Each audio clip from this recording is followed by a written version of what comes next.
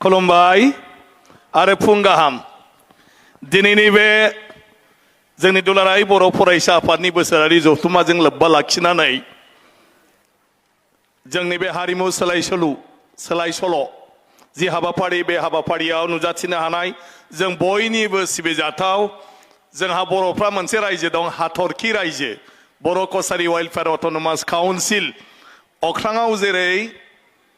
हाथरखिया थरफा थरफा गोजान गोजान थाया होमबा आरो खायफा खायफा जायगायाव अलंबार गिदिर थायो आरो खायफा खायफायाव मा थायो दाउस्रि गोबा ना माने एसे बुरजा थायोले हाथरखिया दा जोंनाबो बबेबा जिल्लायाव बुरजा दं बड'लेण्डनि बायरायाव बबेबा जिल्लायाव मोनथाम मोनब्रैल' दं बबेबा जिल्लायाव दाग्लाग्ला मोनसे ओनसोलावनो गिदिर दं बिसोर ज' लोगो नांनानै दिनै बर' कसारी वेलफेयार अट'नमास काउन्सिल ओंखायनो आं बे रायजोखौ हाथरखि रायजो होननानै बुंदों आरो सेटेलाइट काउन्सिल इंराजियाव सेटेलाइटआ मा ग्रहसा आरो बे सेटेलाइटआ माखौ गिदिङो ग्रहखौ ओंखायनो गुबुन गुबुन ग्रहसा गामि ज' नांनानै बर' कसारी वेलफेयार अट'नमास काउन्सिल बे काउन्सिलनि हाथरखि रायजोनि मानाव गेदेर जोंहा डिपुटि चिफ दं बड'लेण्डनि बायदि मुस्रि रमिय' पि नार्जारि जोंनि दुलाराय बर' फरायसा आफादनि गोख्रों दैदेनगिरि गोख्रों मावथि बिथाङा दा बर' कसारी सरकारनि डिपुटि चिफ लेङाइ गाहाय थिग बेबायदिनो जोंनि गेजेराव दंफैयो जों बयनिबो अनजालु जोंनि बर'नि जिथु सिनेमानि मुलुग बेखौ दिनै गोबां गोजौ थाखोआव दिनै लाबोनाय आरो जायनो गुबुन बायदिसिना बाथ्राफोरखौ नागारनानै माब्रैहाय हारिमुनि बिथिङाव बर'नि सिनेमा हारिमुखौ थुनफावथिना हारिमुखौ मोसानाय मुसुरनायखौ साबसिनाव लांनो बिनि थाखाय जेब्लायबो हारसिङैनो जुजिनानै खामानि मावबाय थानाय जोंहा फैला जे बरगयारि मानाव गेदेर बिथां जोंनि गेजेराव दङ जोंहा बर'नि सेरजाखौनो रिसार्च खालामनानै PhD मोननाय जोंनि डक्टर गोमोथाव बसुमतारी आरो जोंहा सासेबो दंबावो बड'नि एक्टर जों बयनिबो आंगो जों बयनिबो अनजालु मुस्रि मेन्डेला ब्रह्म आरो जोंनि बेवहाय दुलाराय बर' फरायसा आफादनि जोंनि लेङाइ आफादगिरि दं जोंहा मुस्रि उमेश दैमारि आरो बेबायदिनो गोबांथार जोंनि दैदेनगिरि आगुनि फैयो आरो बेवहाय नुजाफैनाय मानाव गेदेर नोंथांमोन जोंनि दुलाराय बर' फरायसा आफादनि बे जथुम्मानि मानाव गेदेर थान्दै नोंथांमोन गुबुन गुबुन जिल्ला आनसलिकनि दैदेनगिरि नोंथांमोन आरो बे हारिमु सोलाय-सोल' बे हाबाफारियाव बाहागो लानो फैनाय जोंनि मोसाखावरि गासैबो गिबियावनो दुलाराय बर' फरायसा आफादखौ आङो गोसो गोरबोनिफ्राय साबायखर बावदों जे दिनै बे हाबाफारियाव आंबो दान्दिसे लोगो मोननायनि खाबुखौ होनायनि थाखाय जोंनि बानजाय आफादखौ आङो साबायखर बावदों दिनै गोबांथार जिफोर सुजुग सुबिदाखौ जोंनि बे जथुमाव सावरायगिरिजों लोगोसे जोंनि थान्दै आरो बेवहाय नायनो फैनाय सुबुंफोरनि थाखाय खालामना होदों बिथांमोननिसिमबो आं गोसो गोरबोनिफ्राय साबायखर बावदों जायफ्रा दिनै बे हारिमु सोलाय-सोल'आव बाहागो लानो फैदों बिथांमोनखौबो आङो साबायखर बावदों हारिमुवा मोनसे हारिनि आयना होननानै बुंदों जों उन्दैयाव जेला लेखा फरायो जों हारिमुनि आयदा जेब्ला फरायदोंमोन अब्ला बेवहाय जोंनि हारिमुनि सोमोन्दै लिरगिरि बिथाङा बुंदोंमोन जे हारिमुवा मोनसे हारिनि आयना बायदि बे हारिमुआवनो मोनसे जाथिखौ मोनथिगौ दा जोंनि बर'नि हारिमुवा बर' हारिनि आयना बेनो महर मोखाङा गासिबो बेरखांजोबो बर'फ्रा माबायदि मोसायो माबायदि गानो माबायदि जोमो माबायदि जायो माबायदि लोङो माबायदि इसोरखौ सिबियो इसोर सिबिनायनि खान्थिया मा बे गासिबोआनो जाहैबाय हारिमु आरो बे हारिमुआवनो जोंनि महर मोखाङा बेरखांनानै दंजोबो जोंनि जानाय लोंनाय गासिबो हारिमु होननानै बुङोब्ला जों खालि मोसानाय मुसुरनायखौ बांसिन साननानै लाफ्लाङो अदेबानि जोंनि मोसानाय मुसुरनायाव मेथाइ मोसानाय बेफ्राव जोंनि हारिनि आसार खान्थिफ्रा बेरखाङो आरो मा गासिबो जोंनि फावफोर जों बेयाव हागौमानि दिन्थिनो नागिरो गायनाय फुनाय सिबिनाय अननाय मोजां मोननाय जोंनि जेफोर बेबहार पाथि बेबो मोनसे मोसानायाव बेरखाङो जोंनि मेथाइफ्राव बेरखाङो ओंखायनो मोसानाय मुसुरनायानो जोंनि हारिमु आरो बे हारिमुखौ जों बिनि गेजेरजों दिन्थिफुङो दिनै बे हारिमु सोलाय सोल' हाबाफारिनि गेजेरजों दिनै बेयाव जों गोबां जोंनि हारिनि माखासे आसार खान्थिफोरखौ जों बेयाव नुगोन गुबुन गुबुन हारि माहारियाबो दिनै बेवहाय फैदों बिथांमोननि आसारफोरखौबो जों बेवहायनो नुगोन बिथांमोननि मोसानाय मुसुरनायखौ दा बाथ्राया फैबाय दिनैनि दिनाव जों बयबो बेस्थ'आनो बांद्रायबाय गावबा गाव थांनानै थानायनि थाखाय आरो बिनि गेजेरजों हारिमुखौ फोथांनानै लाखिनांगौआ जोबोद गोब्राब जानानै फैबाय ओंखायनो बिनि गेजेरावबो जों गासै बर' माहारियानो गावनि हारिमुखौ बावनाया उचित नङा आरो थिग नङा जोंनि हारिमुखौ जों बयबो मोजां मोननांगौ जों बेवहाय बाहागो लानांगौ जों बेखौ अनसायनांगौ जों बेखौ रैखाथि होनायल' नङा बेखौ जों जौगाखांहोनाय आरो फोसावनायाव जों खामानि मावनांगौ दिनै जोंनि हारियाव दुलाराय बर' फरायसा आफादा जिहेतु बे मोनसे लाइमोन गोहो लाइमोन शक्ति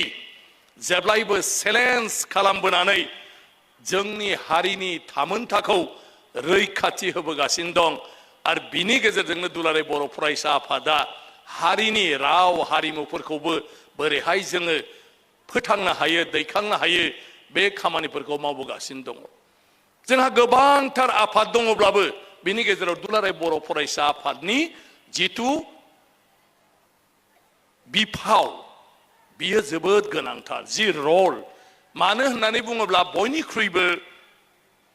गोहो बोलो गोराल' नङा गासैबो जेंनाखौ दोनथ'नानै गावखौ 100% जौसे जौखोन्दो जायखिजाया खामानियाव बावसोमनो हाग्रा मानसिफ्रानो जाहैबाय लाइमोन बैसोआव न'आव माइरं नागिरनाङा लाइमोन बैसोआव न'आव मा जादों मा जायाखैखौ नायनाङा लाइमोन बैसोआ उदांखाय हारिनि खामानियाव बर'फोरनि लाइमोनफ्रा जेब्लायबो गावनि जिउखौ बावसोमबोदों दिनैबो दुलाराय बर' फरायसा आफादनि गासै मावखुलियाव जों लाइमोनफोरखौ नुगोन जेबो सार्थ गैया सोरबाया थिकादार जादों सोरबाया साख्रिनि थाखाय हांखुर जादों सोरबाया बायदिसिना गावबा गावनि धान्दा लादों नाथाय बिनि गेजेरावबो दुलाराय बर' फरायसा आफादनि मावथि दैदेनगिरिया सानफ्रोमबोनि जिउआव खालि हारिनि थैनाय थांनायखौ लानानै खामानि मावगासिनो दङ न'खर नागारनानै गावनि लोगोफोरखौ गारनानै दुलाराय बर' फरायसा आफादनि मावख'आव थानानै खामानि मावगासिनो दङ मावग्रायाल' मावबाय थाबा जाया जों बयबो बिसोरनि साननाय हनाय मावनाय बेखौ जों बयबो मदद होनो हानांगौ दा हारिमुनि बेलायावबो बिदिनो लिरग्राया लिरदों डाइरेक्टरा डाइरेक्सन होगासिनो दङ गोदान गोदान सानदों जोंहा मानाव गेदेर जोंनि आंगो फैला जे बरगयारि बिथांमोना दं मेथाइ लिरग्राया लिरदों मिउजिक बानायग्राया बानायदों खनग्राया खनदों मोसाग्राया मोसादों एक्टिं खालामग्राया खालामदों जाय बेफोरखौ उदाया बेखिनि मानसियाथ' जों नायनो मोजां मोननांगौना मोननाङा जों नायनांगौना नायनाङा खमसे खमथ' नायग्रा जाजोबनांगोन साफ्रोम बर'आनो होमब्लासो जोंनि हारिमुवा जौगाखांनो हागोन जों नायनांगोन आं जेब्लायबो माखासे बाथ्राफोरखौ गेजेर गेजेर बुंबाय थायो ओंखायनो जोंहा थियाटार दं मिरौ जिरौ थियाटारा जोंनि हारिमु आरो बेजों मा नांथानानै दं थुन फावथिना थुन फावथियाव मा हाबनानै दं जोंनि हारिमु आरो बेखौ जायफ्रा दिनै फोथांनानै लाखिदों खालामबाय थायो बिस्रा जेबो मुलाम्फा गैया मालाबा ओंखामखौनो मोनजाया मालाबा ड्रेस पार्टिखौनो बायनानै लानो हाया बिसोर न'खरखौ सालायनो हाया दा ओंखायनो आं जेलाबो खावलायबाय थायो कि जों थियाटारखौ नायनांगौ नायनो सोलाबाबाबो टिकेटखौ बायनांगौ जाहाथे थियाटार खालामग्रा मानसिफ्रा फैसाखौ मोनलाङो बिसोर मोजाङै जानो हायो बिसोरनो थियाटार मालिका दरमाहा होनो हायो बेखिनिखौ जुदि जों मावनो हायाबा सहाय खालामनो हायाबा जोंनि हारिमुवा सानै साथाम नाटक लिरग्रा एक्टिं खालामग्रा एक्टर एक्ट्रिस डाइरेक्टर बेजों बोरै थांनानै थानो जोंनि मदद नांगौ ओंखायनो दिनैबाव जेसेबां दं आं बयखौबो खावलायगोन बर' थियाटार फैयोब्ला मोजां गाज्रिखौ जों सावरायनो नाङा मोजाङा माला जागोन जेला जों अनसायगोन जेला जों मदद होगोन जेला फैसा मोनगोन होमबासो साबसिननिफ्राय हाबसिन बिसोर दिहुननो हागोन नाथाय बेवहाय लांनो थाखाय जों मदद होनांगौ जों बयबो थियेटार नायनांगौ जों बयबो टिकेट जों बायनांगौ नायनो हायाब्लाबो टिकेटखौ बायनांगौ जाहाथे थियेटारा थांनानै थायो सिनेमाखौ जों नायनांगौ बयबो जों जुदि गावनो नाया बर' सिनेमाखौ जाय खेबसे दिहुनो लाख लाख थाखा गारनानै बे उनावहाय नैथि सिनेमा दिहुननो हाया जायो मानो फैसायानो फैफिना जायफ्रा एक्टिं खालामो सानै साथाम मोजांखौ ओरैबा ओरै मानसिफ्रा हांख्राय हरनायखाय बिसोर एसे एसे मालाबा फैसा मोनो माखासे एक्टिं खालामग्रा मानसिफोरखौ जों रावबो सिनाया आरो बेसेराफ्रा आरो नैथि खेब सिनेमा गानो थाखाय मालाबाबो गावखौ रेडि खालामनानै दोननो हाया एक्टिं खालामबाथ' प्रेक्टिस खालामबाय थानाङा होमबा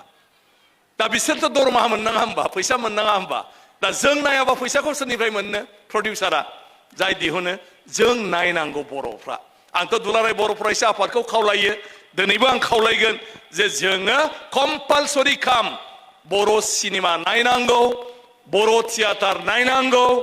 बर'नि जायखिजाया कालचार फांसनफ्रावबो जों बयबो कन्ट्रिबिउट खालामनांगौ बयबो जों दान होनांगौ जाहाथे जों हारिमुखौ फोथांनानै लाखिनो हायो नङाब्ला जों बिदिल' मिटिं खालामलायबाय थानानै थाखा फैसा खांलायबाय थानानै गिदिर गिदिर बाथ्रा रायलायबाय थायोबा लेक्सार रायलायबाय थायोबा जोंनि हारिया जों जायनि थाखाय जुजिबोबाय थादों बेखौ जों मोगथाङाव मावफुंनो हानाय नङा दा जों बयहाबो गावहानो बिबान दं बे बिबानफोरखौ जोङो रुजुनांगौ आं दिनै राजखान्थियाव दं आं दिनै एमएलए जाबाय स्पिकार जाबाय आंहा गोसोआव बेफोरबायदि साननाय दङब्लाबो मावनायनि खाबु गैया राजखान्थियाव थानाय मानसिया दा ओंखायनो आं गेजेर गेजेर रायलायगासिनो दं सानगासिनो दं आं टिमबो बानायगासिनो दं राजखान्थिनिफ्राय मुक्त जायोब्ला गयोब्ला आङो ससियेल वार्क खालामनायनि मोनसे प्लेनिं खालामबाय थादों आरो बिनि थाखाय आङो 1 लाख बर' आं दा अर्गानाइज खालामगासिनो दं 1 लाख बर' आं मोनसे हानजा बानायनो नागिरदों 1 लाख बे 1 लाख बर'आ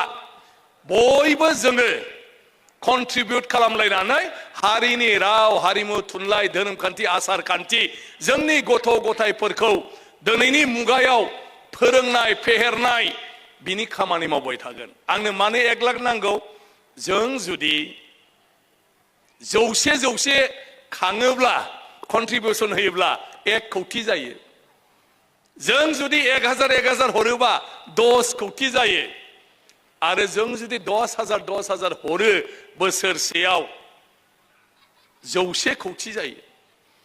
बोसोरै जुदि बे 1 लाख मानसिया जों जुदि हरबाय थायो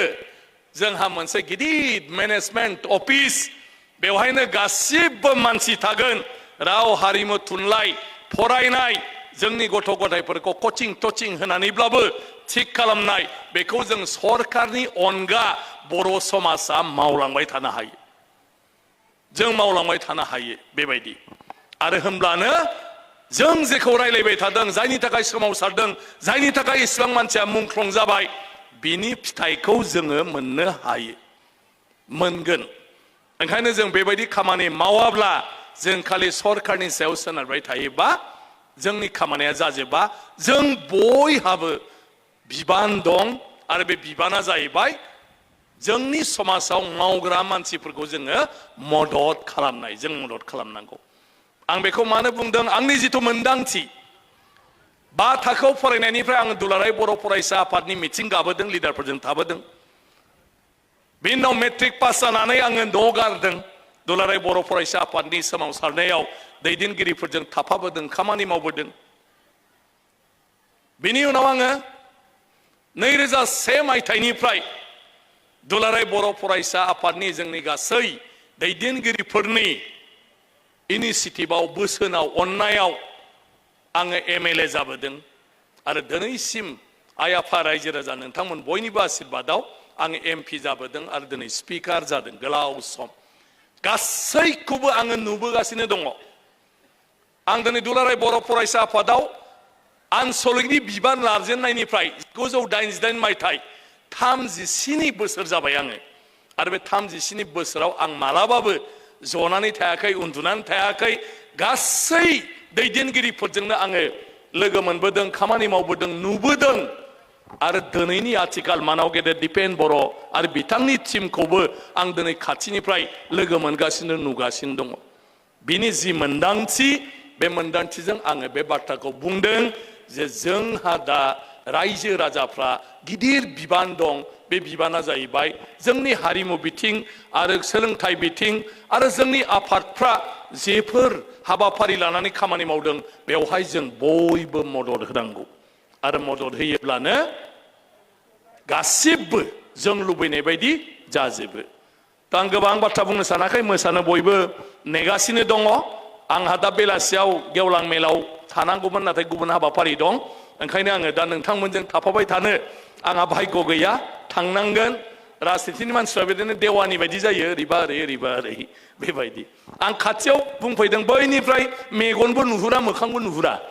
नोंसोर आंखौ आं बुंनायखौ माब्रै जादों बादों ना रागा जोंदों नुहुरा बैनिफ्राय ओंखायनो आं खाथियाव फैदों बे माइकखौ लानानै। नोंसोरबो नुहुरा खोमा मोजाङै बेवहाय मा जाबाय थादों।